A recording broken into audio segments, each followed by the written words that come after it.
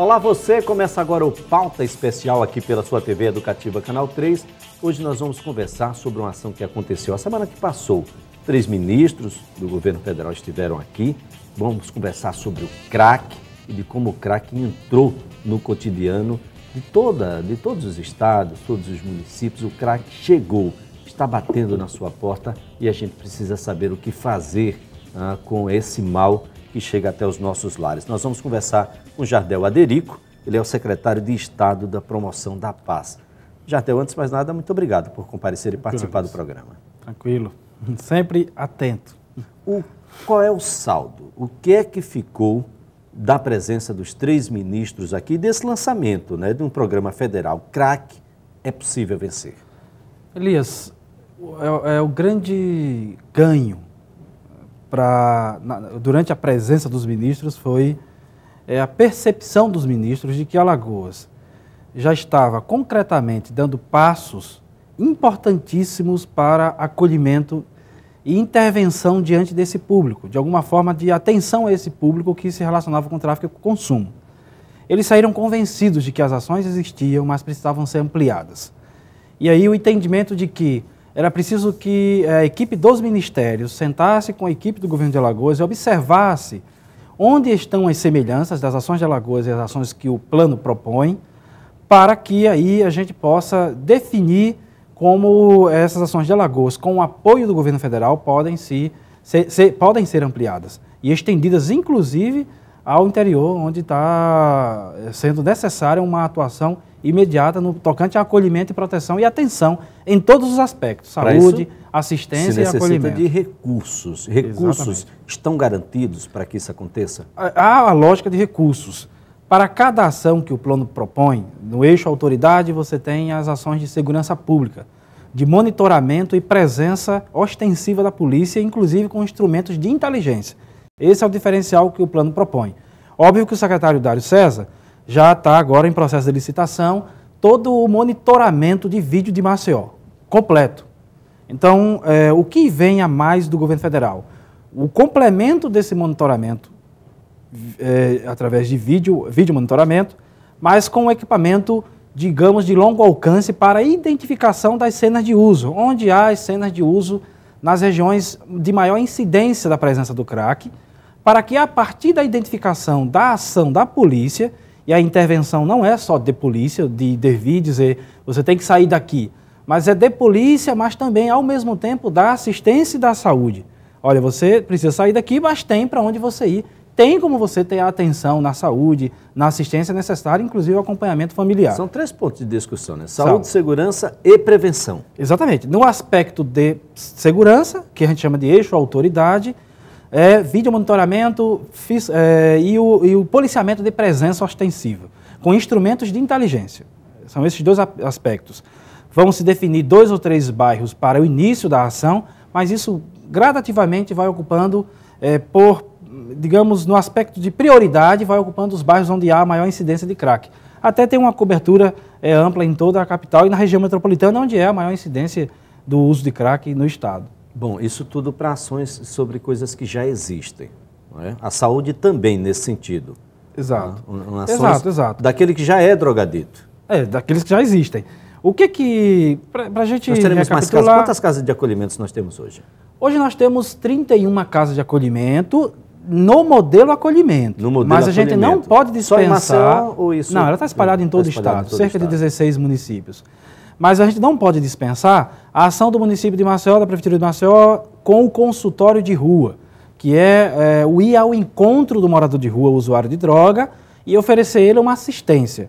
Só que o que o plano propõe, Elias? Até então, e aliás, há um esforço muito grande de todos os setores, e uma compreensão, inclusive, que o ministro Padilha tocou nesse assunto. Ele dizia, olha, já se reuniu diversos profissionais, já se reuniu diversos técnicos, diversas experiências em seminários, convenções, e a pergunta era a seguinte: qual a melhor ação para tratar o dependente de crack? Qual a melhor estratégia? Resultado, Elias, não há melhor estratégia. Há a clareza de que todas as estratégias são importantes, elas precisam se entrelaçar. Pode ser que um dependente de crack se trate da melhor forma no CAPS.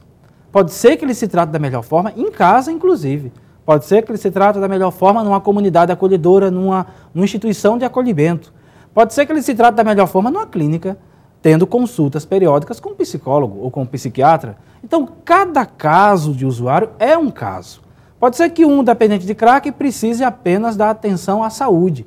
Pode ser que o outro precise também da atenção à assistência. Pode ser que um dependente de crack, depois de um período de tratamento, precise também de ser inserido no mercado de trabalho. Pode ser que tenha outro que não precise. Tem casos insolúveis? Digamos assim, que eu possa te compreender, sem solução nenhuma, digamos assim. Exato. Tem casos que são mais difíceis quando vem aí com comorbidades e outros transtornos. Ele não é unicamente consequente de uma situação social, como é a grande maioria.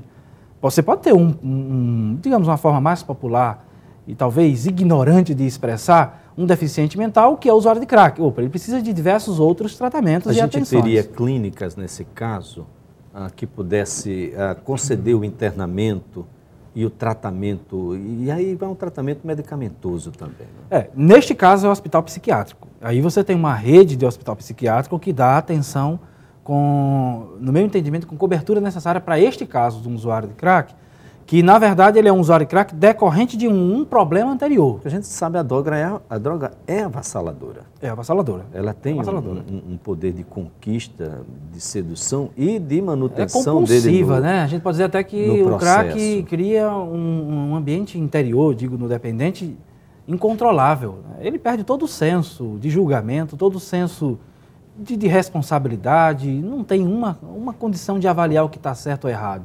Eu converso muito com jovens que estão em processo de recuperação e eles hoje contam assim, né? Eu assaltava todo dia e para mim aquilo era tão normal, porque o foco, o senso de avaliação não era o assalto, né?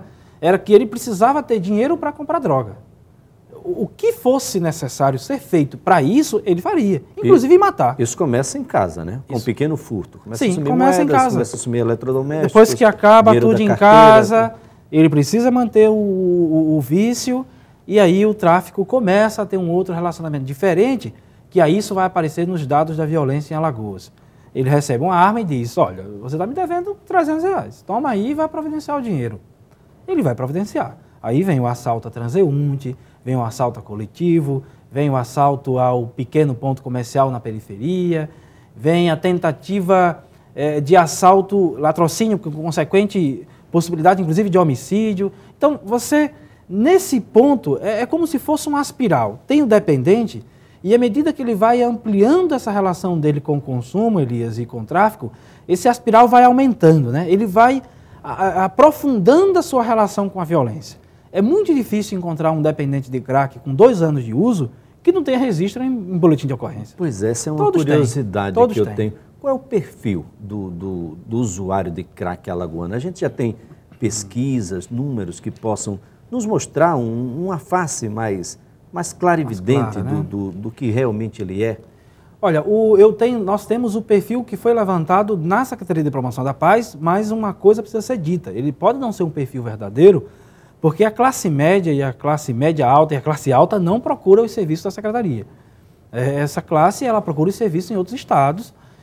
Uma vez ou outra que eu recebo uma ligação, inclusive à noite, de madrugada, de um pai ou uma mãe de classe média alta, muito preocupado, e queria uma orientação, e muitas vezes, Elias, eu fui até a residência, porque a família às vezes não pode se expor, de repente alguém muito conhecida. Então, nós sabemos da situação familiar, a família se torna refém de toda uma situação. A droga chegou em todo lugar, né? Está na Ponta Verde, está na Pajuçara, como está na periferia da cidade. Todo lugar. Agora, dá para se ter uma ideia da faixa etária? Dá sim. O levantamento que nós fizemos na Casa do Acolhimento levantou algumas observações que são muito importantes. A faixa etária a partir de 9 anos até 30 anos. 9 a 30 anos é o que a gente tem recebido de demanda na Casa do Acolhimento. Outro fato muito interessante que nos despertou uma outra reflexão. Nós imaginávamos que esse usuário de crack era um usuário de 5 meses, de 6 meses. Não. 80% já usa crack há mais de 3 anos. Então, olha, tem uma linha aí do tempo. Ele já usa crack há 3 anos. E aí quebrou um pouco o conceito de que o usuário do crack só dura 2 anos vivo, que tinha até essa impressão. Mas também nos levanta outro alerta. Esse tempo de consumo de crack permite também um maior tempo de relação desse dependente com criminalidade. Com a delinquência. Com a delinquência, em todos os aspectos. E o governador Teotônio de Vilela, na presença dos ministros, disse que 90% das ocorrências criminais em Alagoas, de alguma forma, tem a ver com as drogas. E isso é um fato real. Nós fizemos levantamento em centenas e centenas de boletins de ocorrência. Tentativa de homicídio, assalto à mão armada, porte ilegal de arma. Os próprios homicídios? Os homicídios 85%. 85% tem relação com o tem crack. relação. Que relação é essa? Não é... Os jovens hoje, Elias, não morrem por causa do uso da droga. Mas isso também é muito perigoso dizer. É por isso que é muito importante ressaltar. Então a droga não mata? Mata. Mas o problema é que a violência chega antes da droga matar. Digamos assim, uma linguagem mais simplificada da gente dizer. Os relacionamentos com o ambiente de criminalidade mata esse jovem antes da droga matá-lo. Então você percebe como é muito presente a criminalidade e o número de homicídios nesse ambiente de consumo e tráfico.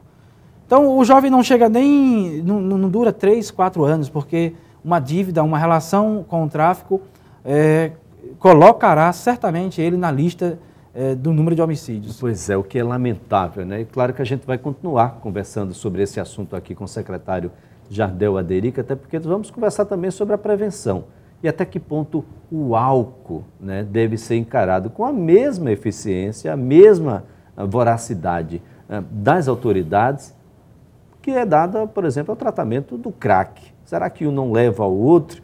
Por que a droga álcool ainda é lícita e os menores continuam consumindo de uma forma aí bastante visível dentro da sociedade? Olha, o Pauta Especial volta já.